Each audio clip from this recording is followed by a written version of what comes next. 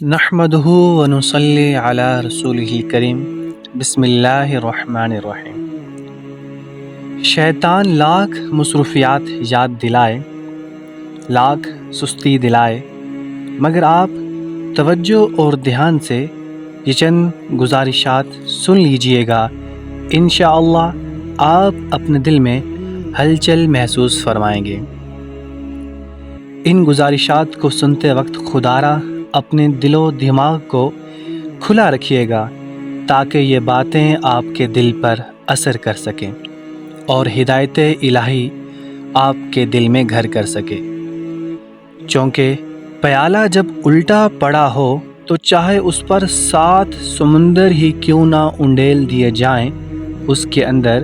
پانی کا ایک قطرہ بھی نہ جا سکے گا، اور اگر پیالہ سیدھا پڑا ہو تو اس کے بھرے جانے کے لیے پانی کا ایک چھینٹا ہی کافی ہوگا۔ یہی صورت دل کی ہے کہ اگر متوجہ نہ ہو تو سینکڑوں بلکہ لاکھوں نصیحتیں بھی اثر نہیں کر سکتیں، اور اگر متوجہ ہو تو ایک معمولی سی نصیحت بھی اثر کر کے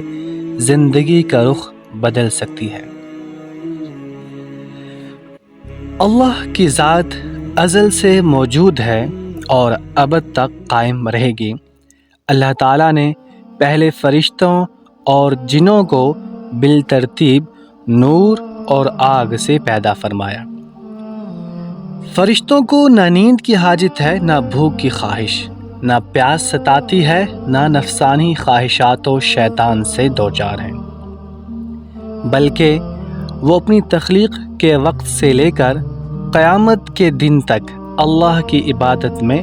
مشغول رہیں گے۔ بعد از رب کائنات نے ایک ایسی مخلوق کی تخلیق کا ارادہ فرمایا جس میں نیکی کا بھی مادہ ہو اور گناہ کرنے کی بھی سکت ہو، نفس بھی ہو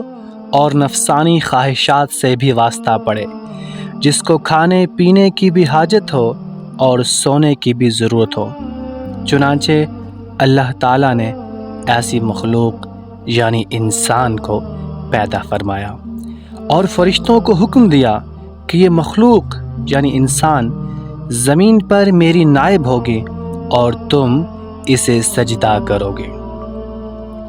حکم الہی سنتے ہی تمام فرشتے حضرت آدم علیہ السلام کے سامنے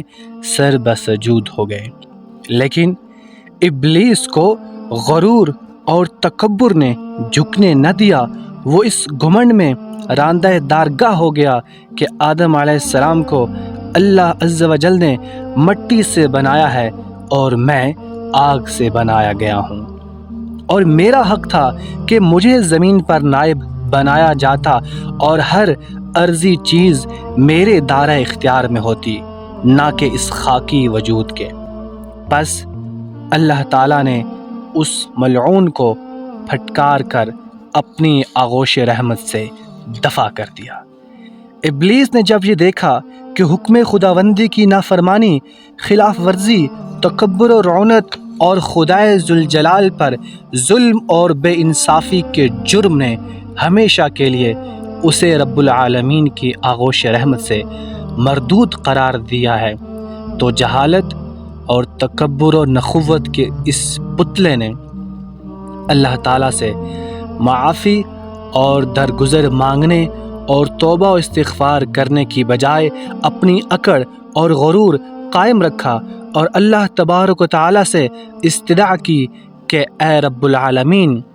مجھے یوم حشر تک مہلت دے اور قیامت تک میری عمر دراز کر، تاکہ میں تیری اس مخلوق کو جس کو تو نے خلیفۃ الارض بنایا ہے اور مجھ پر فوقیت دی ہے، گمراہ کر سکوں اور اس کی راہ میں کانٹے بچھا سکوں، اور اس کو آگے پیچھے دائیں بائیں اوپر نیچے ہر طرف سے گمراہ کروں گا۔ بنی نوع انسان کی اکثریت کو تیرا ناشکر گزار بنا کر چھوڑوں گا، البتہ تیرے مخلص بندے میرے ان حربوں اور چالوں میں نہ آ سکیں گے اور ہر طرح محفوظ رہیں گے۔ اس پر اللہ تعالیٰ نے اس کی استدعا کو منظور فرمایا اور فرمایا جا تجھے مہلت ہے کہ تا قیامت اپنے شیطانی جال کو پھینکتا رہے، ہم کو اس کی کوئی پرواہ نہیں کہ تو کیا کرے گا اور کیا نہ کرے گا۔ ہمارا قانون مکافات عمل و پاداش اٹل ہے، بس جو جیسا کرے گا ویسا بھرے گا۔ اور جو بنی آدم مجھ سے منہ پھیر کر تیری پیروی کرے گا وہ تیرے ہی ساتھ عذاب جہنم کا سزاوار ہوگا۔ جا اپنی ضلالت، رسوائی اور بدقسمتی کے ساتھ یہاں سے دفع ہو جا اور اپنے لیے اور اپنے پیروکاروں کے لیے ابدی لعنت جہنم کا انتظار کر۔ تو تب سے شیطان نے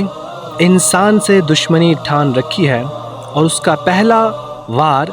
حضرت آدم علیہ السلام اور اماں حوا کو جنت سے نکال کر اس زمین پر بھیج کر کاریگر ہوا،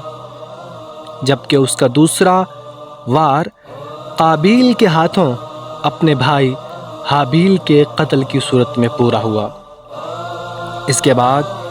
شیطان کے حملوں میں ترقی ہوتی گئی، اور جوں جوں اولاد آدم بڑھ رہی ہے توں شیطان ملعون کا لشکر بھی بڑھ رہا ہے، جو تمام انسانوں کو ہر طرف سے گھیرے میں لیے ہوئے ہے اور انہیں جہنم کے خوفناک گڑھے کی طرف دھکیلنے میں مصروف کار ہے۔